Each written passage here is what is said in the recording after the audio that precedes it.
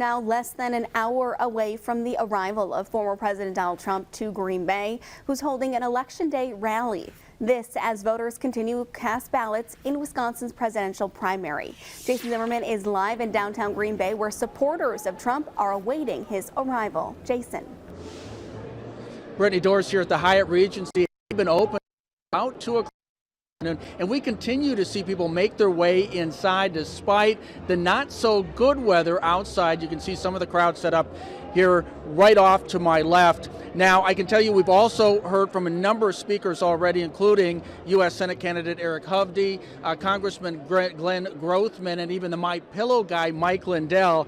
A number of states are also holding their presidential primaries today, but Wisconsin, as a swing state, is clearly the most important come November. And that's exactly why former President Donald Trump is here right now for this Election Day rally.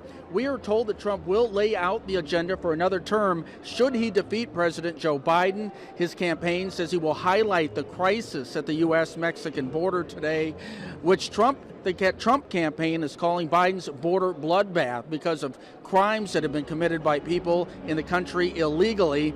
Meanwhile, Democrats lashing out at Trump during an event of their own in Brown County this morning, saying that Trump has ignored the state since 2022. Polls show that a Trump-Biden matchup in November to be a near toss-up right now in Wisconsin that could go either way.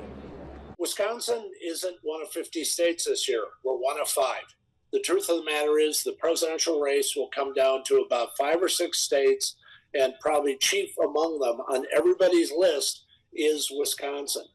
Donald Trump doesn't care about Wisconsin, and he has a record to prove it. You know, today is the first time Trump has been here in almost 2 years. You know why? He's been too busy focusing on himself.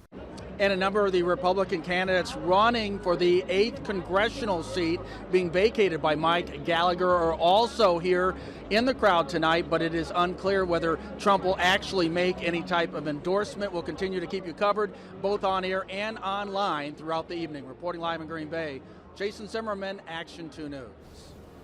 Jason, thanks. Amid Trump's visit to Green Bay, the White House announcing this morning that President Joe Biden will travel to Madison next week, Monday. President Biden is expected to discuss his administration's efforts at lowering costs for Americans. This will be Biden's 5th visit to Wisconsin since January of last year.